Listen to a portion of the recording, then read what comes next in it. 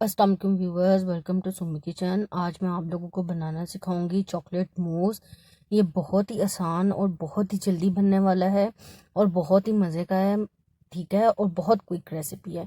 अब मैं आप लोगों को इसके इंग्रेडिएंट्स बताती हूँ। ठीक है, मैंने ले लिया है 200 ml दूध, 200 ग्राम दूध। ठीक है, ये एक पाव समझ लें कि एक पाव से थोड़ा कम, 3 अंडे की जर्दियाँ, 10 ग्राम जेलिटन, इसको थोड़े से पानी में मैंने सोक किया है। और ये 200 ग्राम जो है डार्क चॉकलेट है। ठीक है, ये कुकिंग चॉकलेट है, ये मैंने ली है। अब मैं आपको इसका प्रोसीजर बताती हूँ। मैंने पैन रख लिया है। अब मैं इस पैन के अंदर दूध डालूंगी। ठीक है, और दूध डालने के बाद मैं इसमें अंडे की जर्दियाँ डाल दूंगी। ठीक है, मैं के दूध पैन मैंने पहले से डाला हुआ था, पैन गर्म है। दूध को हमने ज़्यादा गर्म नहीं करना, अंडे की जर्दियाँ डाल देनी है। अगर दूध हमारा ज़्यादा गर्म होगा और उसमें जब हम अंडे की जर्दियाँ डालेंगे तो क्या होगा कि हमारे अंडे की जर्दियाँ कुक हो जाएंगी, जो कि हमें नहीं चाहिए। हम इसको 1 बाय 1 करके आहिस्ता आहिस्ता करके एक एक अंडे की जर्दी डालेंगे और इसको मिक्स करते रहेंगे। हमने चम्मच चलाना नहीं छोड़ना। ठीक है, अगर हम चम्मच चलाना छोड़ देंगे तो क्या होगा कि हमारे अंडे की जर्दियाँ बीच में कुक हो जाएंगी, जो हमें नहीं चाहिए। हमें ये बिल्कुल स्मूथ सा एक टेक्सचर चाहिए। ठीक है, जो मूस में होता है।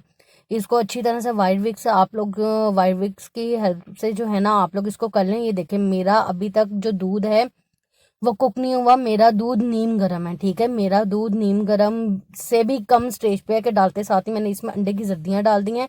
और मैं अब इसको हिलाना बंद नहीं करूंगी, इसको अब हम मुसलसल चम्मच हिलाते जाएंगे। ठीक है, और आप लोगों ने ख्याल करना है कि जब आप लोग अंडे की जर्दियाँ सेपरेट कर रहे हो तो उसमें बिल्कुल भी एग वाइट नहीं आनी चाहिए। आपका अंडा क्रम्बल ही तब होगा जब आप दूध में डालेंगे, जब इसमें अंडे की सफेदी आएगी। ठीक है, कोशिश करनी है कि अंडे की सफेदी बिल्कुल भी ना आए। ठीक है, ये देखिए थोड़ा सा कुक हो गया। अब मैं क्या करूंगी, इस स्टेज पे जो मैंने जेलिटन सोक करके रखी हुई थी वो मैं इसके अंदर ऐड कर दूंगी। ठीक है, और मैंने जेलिटन मेल्ट नहीं की। क्यों नहीं की, उसकी रीजन ये है कि क्योंकि ये हमारा मिक्सचर है गरम, दूध तो ऑलरेडी गरम है और अभी ये और पकेगा तो जेलिटन हमारी ऑलरेडी खुद ब खुद डिजोल्व हो जाएगी, इसलिए मुझे इसे मेल्ट करने की ज़रूरत नहीं है। मैंने सिर्फ इसके अंदर थोड़ा सा पानी डाला था, 1 टेबलस्पून के तकरीब, और इसको सोक कर दिया था। ठीक है, अब मैंने इसके अंदर चॉकलेट डाल दिया और इसको चॉकलेट को मैं अब अच्छी तरह से मेल्ट करूंगी। और इसको हम जो है ना इतना पकाएंगे कि इसके अंदर 2 बॉयल आ जाए। ठीक है, 2 बॉयल आने तक हम इसे पकाएंगे ताकि हमारा जो मूस है वो रेडी हो जाए अच्छा सा। ठीक है, और इसको आपने मुसलसल चम्मच हिलाते जाना, आपने चम्मच हिलाना इसका नहीं छोड़ना। ये देखें, इसमें 2 बबल्स आने स्टार्ट हो गए हैं। ठीक है, इसको मैं जस्ट 2 बबल्स दूंगी। ये देखें, ये हमारा मूस रेडी है। अब मैं क्या करूंगी, इस मिक्सचर को मैं स्ट्रेन कर लूंगी। ठीक है, क्योंकि सम टाइम भी इसमें कुछ लम्स वगैरह रह जाते हैं, तो अगर वो हमारे मूस में जाएंगे तो क्या होगा कि हमारा मूस खराब हो जाएगा।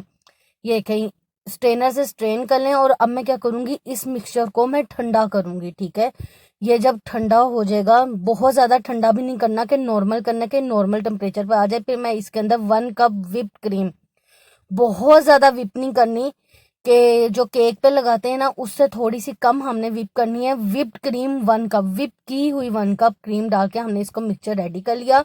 मैं इसको इस तरह के शॉर्ट ग्लासेस में लगा रही हूँ, आप लोग चाहें तो ग्लास में, शॉर्ट ग्लास में सर्व कर सकते हैं। आप लोग चाहें तो इसको एक बाउल बना के एज अ बाउल, एक जो है बाउल की सर्विंग कर सकते हैं। मैं इंडिविजुअल जो है सर्विंग करूंगी।